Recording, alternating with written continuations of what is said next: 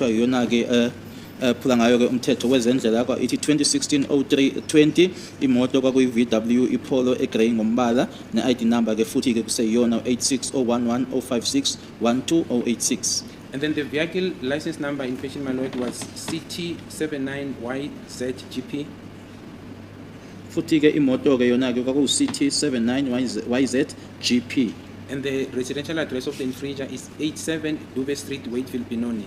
Futhi-ke ikheli u-87 Dube Street, Watville, eBenoni. Yes, that's the one.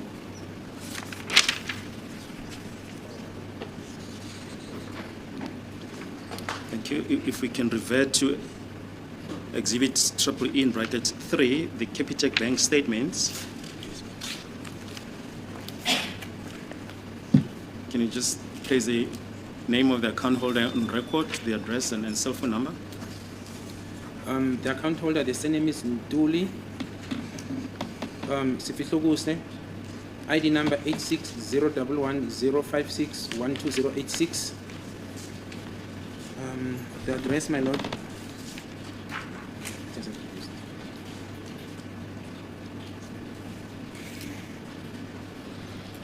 So the address, my lord, is listed as 3950 Nongoma Usutu Ndengeni Nongoma, KwaZulu Natal, and the cell phone number is 073-305-9205. Imininingwane-ke ifundeka ngale ndlela bhalwe-ke uNtuli, ID number 860115612086, ikheli 3950 Nongoma Usuthu Dengeni Nongoma KwaZulu Natal, i-ID number i-cell number 0733 059202. Yes. That's it, my lord. That's it. Yes, you can go further down in the document. There's an address. The address, my lord, simply says Waiteville. I see there's Waiteville, 87 Dube Street. Engilibonayo-ke ikheli uma ngihlake 87 Dube Street, Watville. And the cell phone number? The cell phone number is 073-305-9202. Bese kuthi i-cell phone number 073-305-9202. Yes. If we can, thank you. If we can revert to Exhibit E in brackets 8, the ABSA bank statement. Just place on records the other parts. So the other part, I suppose, my lord, it will be the address, which is still the same, 87 Dube Street, Waiteville. The code is 1501. Just the name of the person for the sake of the record. All right. Account holder. Yes, the account holder, it's Ntuli F. Then it says Sifiso Ntuli is a male. ID number 860110581286. Talks about the nationality, which is described, my lord. Then it says address, it's 87 Dube Street. The cell phone number, Waiteville, 1501. Cell phone number 073-305-9202. Yes, that's basically that. Then it says correspondence language. Then it says English at the bottom. Imininingwane-ke ebhaliwe la ukuthi ubanike umnikazi wayo-ke i-account lena ukuthi-ke uNtuli istrata noma-ke ikheli u-87 Dube Street eWatville 1501. Iyasho nomnikazi-ke noma-ke ulimi-ke kubhaliwe ulimi la ukuthi-ke uliphi ulimi ekhulunywa ngalo kwasebhala yona-ke i-English. And the date at the bottom. The date is 2013-04-24, my lord. So 2013, April the 24th. Time it's 13:20, 18 seconds. I-date-ke 2013 ngeyi-24 ku-April, isikhathi u-13:20 nama-seconds awu-18. Thank you. Now, during these proceedings, an exhibit has been handed up. It's Exhibit G in brackets 1. These are Section 205 statements.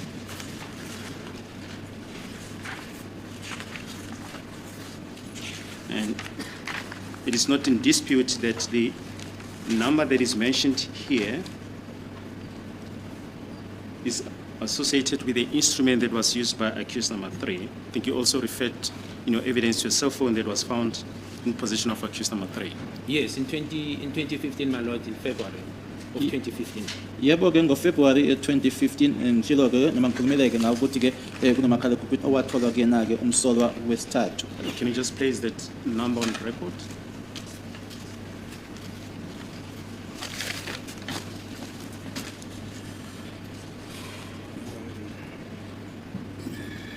So the number, my lord, it's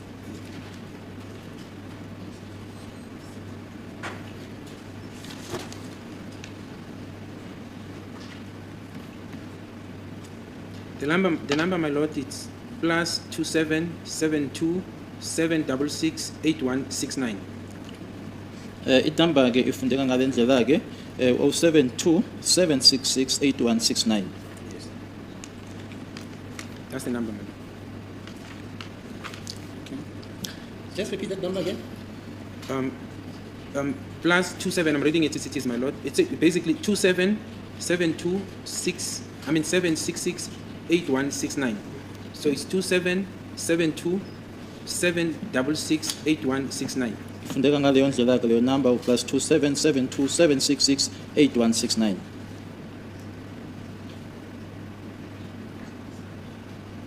Okay. Yeah. Thank you. Now, in these proceedings, Lieutenant Colonel Stein testified twice during the course of last year, and he was recently recalled in August of this year, 2024. Is that correct? That is correct, my lord. I'm aware that he had to come back for the second time. Ngiyakwazi ke lokho ukuthi ke uColonel Stein kuye kwafuneka ke noma kwanesidingo ke sokuthi ke aphinde abuye futhi okwesibili esemuva ukuthi seqedileke ukuthula ubufakazi bakhe. He also initially testified in August of 2023. Yes, I'm not sure about the date, but I know, yes, he testified in 2023, my lord. Noma ke ngingasena siqiniseko sedate kodwa ngiyazi ukuthi nango 2023 wethula ubufakazi. And what is his role now? Is he still in active service? No, my lord, he has since retired from November of last year. He's on pension. Akasasebenzi ke nanjengephoyisa ke usedla ke impension ukusukela ngoNovember onyaka ophelile. Did he play any role in the investigation of this matter?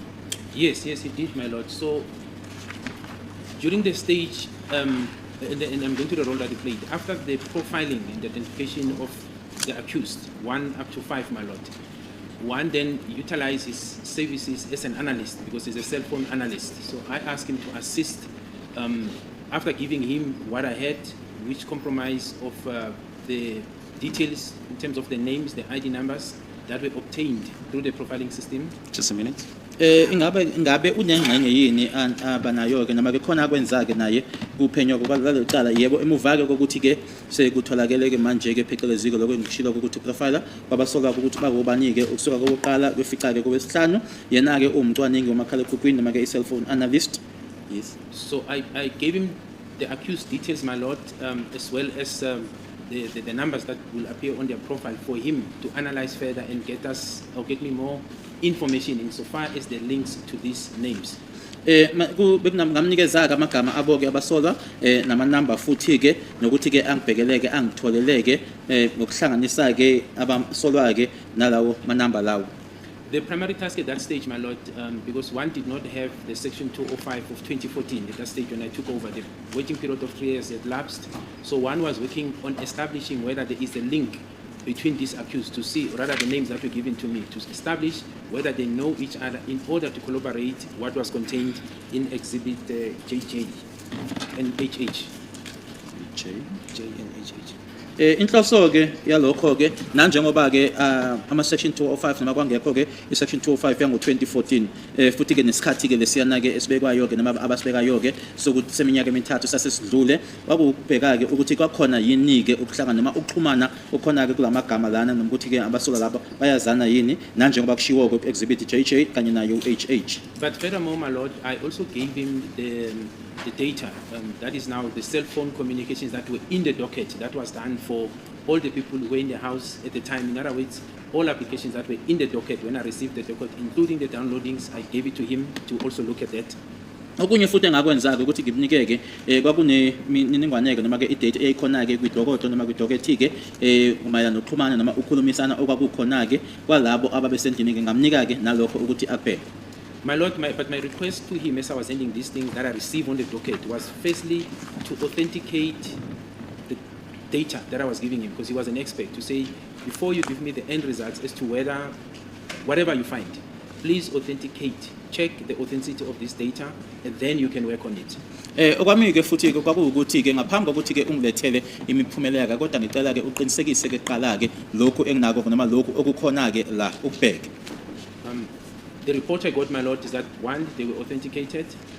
Umbiko engawuthola-ke ukuthi-ke impela-ke wakwenza-ke lokho aqiniseke noma atholeke ukuthi lokhu okwakukhona-ke laphayana kwakwempela. Secondly, then, that there was a link between the accused. Okwesibili-ke nokuthi kwakukhona-ke ukuxhumana okwakukhona-ke noma kwakuxhumanisa abasolwa. And then thirdly, in his report, I recall that he said he also, on the downloads, find the link between accused 5 and Ms. Kelly Kumalo. Wangitshela-ke nokuthi-ke kuwona-ke ama-downloads lawo-ke wakhona kukhona-ke okuxhumanisa umsolo wesihlanu kanye naye uMiss Kelly Kumalo. So, my Lord, that is the role, in essence, that he played up to the time when he was approaching his retirement date. Ikona-ke akwenza noma wona-ke umsebenzi lowo awenza-ke kuze kuyofinyelela-ke isikhathi lesi owayesezobeka phansi-ke ngaso emsebenzini. So just before you proceed, if you say he found a link between the accused, what do you mean? My Lord, he informed me, so one will not, the report I got from him, and in summary, was that he could establish the link between the accused, that they are communicating with each other and they know each other. Awangitshela kona-ke uma esithi kwakukhona ukuxhumana phakathi kwabasolwa-ke ukuthi-ke wathola-ke ukuthi-ke bayaxhumana-ke abasolwa futhi-ke bayazana. And I'm not quoting him verbatim, my Lord, but I'm saying the essence was that there is a link between these accused. That's the essence of the report he gave me. Engikhulumayo-ke akusuke ukuthi-ke ngisho ncamashi lokho akusho kodwa nje ngingasho nje ukuthi-ke kusemqoka washo nje ukuthi kwakhona ukuxhumana okwakukhona phakathi kwabasolwa. And he further disposed that, my Lord, in the form of a statement. And I think there was also this of his findings and his spider web matching, you know, all the expertise that they used there. Futhi-ke lokho-ke wabe esebhala phansi-ke kwi-statement noma-ke sikhona i-statement asenza-ke mayela nalokho. In addition to that, my Lord, I also asked him, other than just the analysis, but also not only to check also the 205, but also to analyze the downloads of the cell phone that was seized from accused number 3 in 2015. Ngaphelele nje kulokho-ke okunye ngamcela kodwa-ke ukuthi-ke acwaningeke lokho okwatholwa-ke noma-ke ama-downloads lawo atholakala kumakhalekhukhwini wakhe umsolo wesithathu ngo-2015. And that was in addition to Sergeant Mabaso as well, who was also working on that analysis, my Lord, from the war room. Lokho-ke kwenziwa-ke phezu kwalokho-ke okwakwenziwa uyena-ke noma kwakwenziwa uyena uSergeant Mabasa. Yes.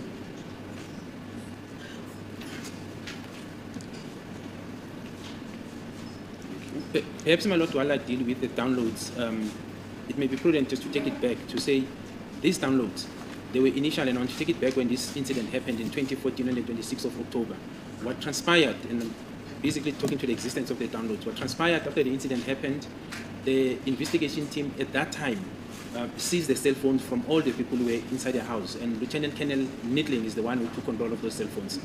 Uma ngabuyela emuva-ke ukuthi-ke kwithimba elaliphenyake noma ithimba lokuqala elaliphenyake bathatha-ke noma babaphuca-ke omakhalekhukhwini balabo bantu ababephakathi-ke endlini uma isigameko senzeka, futhi-ke uLieutenant Colonel Nidling uyena-ke owakwenza lokho noma uyena-ke owayephethe lawo ma-cell phones lawo.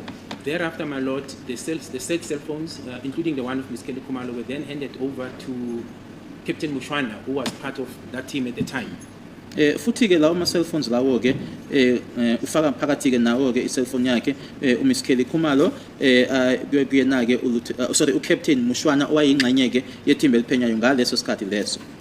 Then the downloads, my Lord, were done during that period, my Lord, including on the cell phone of Ms. Kelly Kumalo. So it was done there, stored, fast-tracking to 2020 when we came on board, or when rather Colonel Stein came on board and asked to analyze. Then he was able to take those downloads, analyze them, and then link the numbers that he saw there of one of these accused with Ms. Kelly Kumalo, but the actual downloads, the actual was done in 2014, basically the same night, a few hours after the incident happened, my lord. Kulokho ke okwenziwa ke noma ke ama downloads enziwa ke ngaleso sikhathi leso ke sango 2014 abe ese egcinwa ke uma manje usuhamba ke ngesikhathi ke uya ku 2020 uma ngabe uKenneth Stein sekuyena ke manje oqhubekayo ke nophenyo noma ke nomsebenzi ke wathatha lawo ama downloads lawo ayenziwe ke ngo 2014 ufaka phakathi ke nawo ke umakhala ekhukhwini wakhe uMiss Kelly Kumalo ila athola khona ukuthi kunoxhumana okwakukhona ke phakathi kwakhe uMiss Kelly Kumalo nomunye wabasolwa laba phambi kwenkantolo. So the essence of what I'm saying, my lord, is that what Kenneth Stein established on his analysis was the downloads that was done back that time. It's not something new that he created. It was done back in 2014, few hours after the incident happened. The only difficulty that the police at the time had, they did not have sight of accused number 5 in particular, where the number was recovered, but the number was there. When we fast tracking to 2020, when Kenneth Stein comes on board, profiling of accused number 5 was already at hand, and he was able now to say, I can see this number on 2 different dates. That's my recollection. Okwenzekayo ke ukuthi ke lawo umsebenzi noma lawo ma downloads ke enziwa ke ngo 2014 njalo amahora nje ambalwa ke emuva kokuthi isigameko senzeka ke uma sesiya phambili ke manje ngo 2020 uma ngabe uKenneth Stein esenza ke futhi ke ababengenako ke amaphoyisa ngaleso sikhathi leso ke iprofile noma ke ukwazi yena ke umsolo wesihlanu kodwa manje ke uma uKenneth Stein esewenza lo umsebenzi noma lawo ma downloads usiyakwazi kuma ngabe ebona le number ke ukuthi ke inumber lena ke ayibonile ke amahlandla amabili. Yes, ma'am. Yes, which were those occasions where there was contact between accused number 5 and Ms. Kelly Kumalo?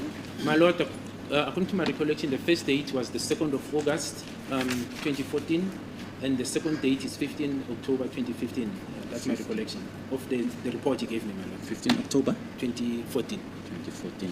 Lawo mahlandla ke engikhuluma ngawo ukuthi ke kwakunokuxhumana kwakhona ke phakathi kwakhe ke umsolwa wesihlanu kanye naye ke uMiss Kelly Kumalo kwakunge 2 August 2014 kanye ne 15 October 2014. Now, in what format was this downloaded data stored? My lord, I don't have expertise, so I'd rather not want to venture there. All I know, when I received the docket, it was in a DISC format, compact disc, and I forwarded it in that format, my lord, to him. But ask him to authenticate. So I do know that he then authenticated it through his means and found the data that corresponds with what was contained in the docket. Mina ke uma ngindlulisela ke na ke kwakungi disk ke leyo ke wakwazi ukuthi abheka athola ukuthi ke kunjalo ke ukuze ngizokuhlanganisa noma ke ufaka kulona ke idocket kodwa mina uma ngidlulisela ke na ke iformat noma ke indlela ke ingayo bayayi ku disk.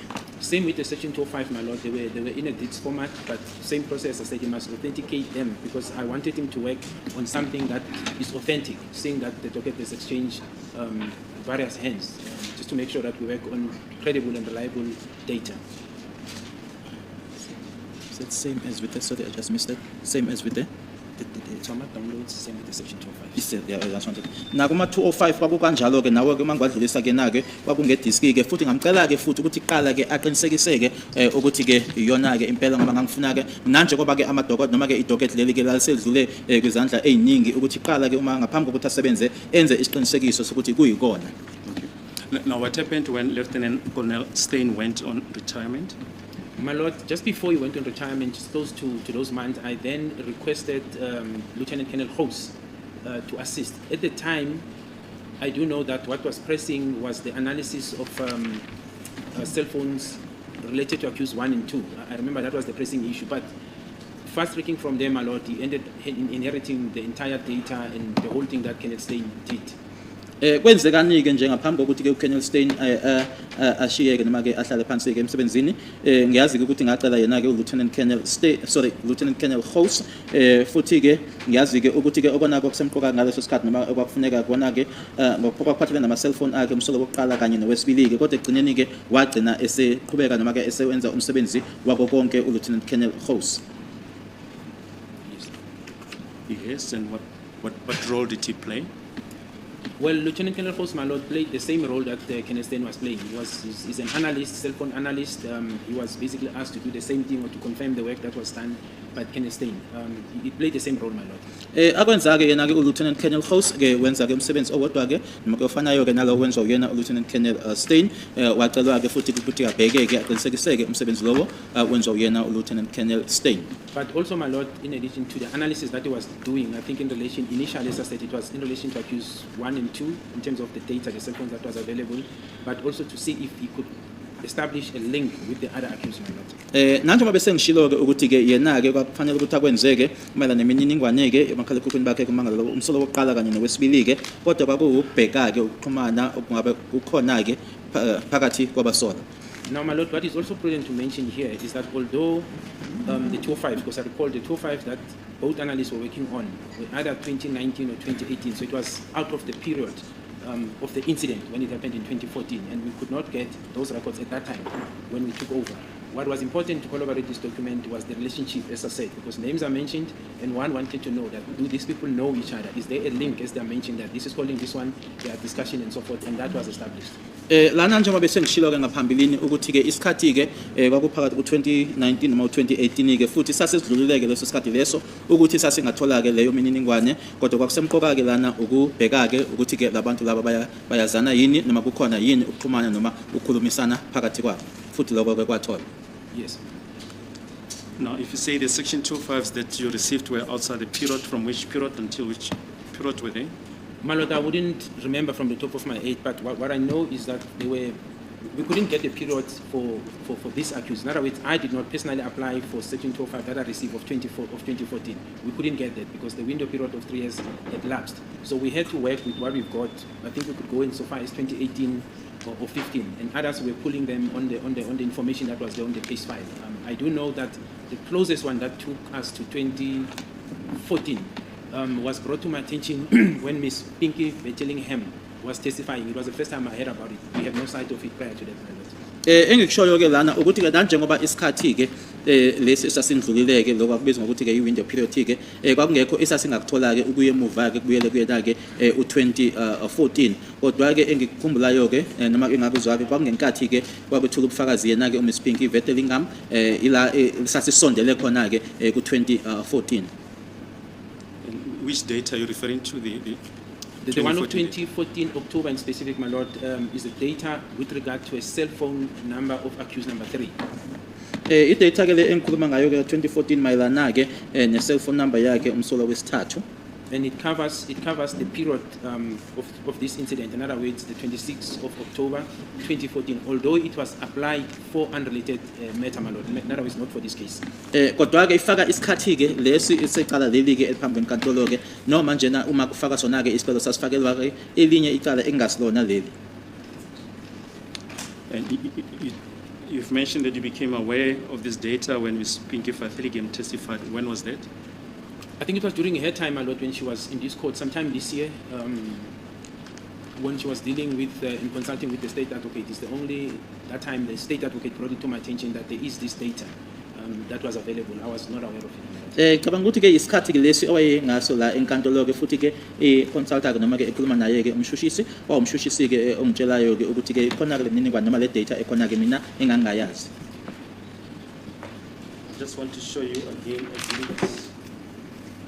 GG in brackets 3. It's GG1. Yes. GG. Yes. Yeah. Yes. Yes. Can you identify it? Section 25 for which number? The number that is depicted here, my lord, is this 072-766-9189, my lord. That is a number linked to accused number 3, my lord. Repeat the number, please. 072 766 Okay. Inamba-ke lena engikhuluma ngayo-ke u-072 766 8169 yona-ke number leyo into ihlanganiswa nayo umsolo wesithathu. Now, you mentioned that you became aware of the data in 2014 data when of the cell phone data of accused number 3 when Ms. Pinky Betchellingham testified in this proceedings.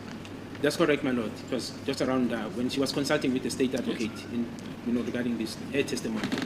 Kungesikhathi-ke owayekhulumisana ngaso-ke naye-ke umshushisi yena uMiss Pinky Betchellingham mayelana-ke necala leli noma-ke lungiselela ukwethula kwakhe ubufakazi uma-ke ngizwa noma ngazi-ke ngale mininingwane noma le data yale number yango-2014. Is that exhibit triple G in brackets 1, is that the data that you're referring to that you became aware recently? Let me check the dates, my lord.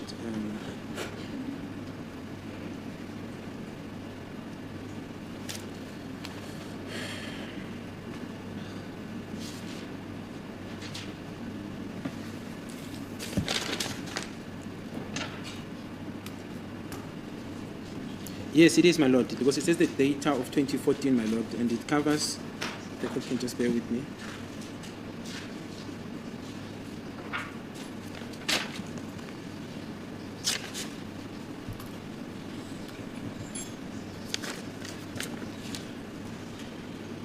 Yes, it is the same data, my lord, because it goes up to the 26th of October 2014, my lord. Yona-ke le mininingwane noma le data engikhuluma ngayo ngoba ke ehamba iyofica-ke ngazo i-26 October 2014. Let's go, please, my lord. We were just about to start a new topic. Will this be an appropriate time to adjourn for the day? It's 15:22. Okay, fine.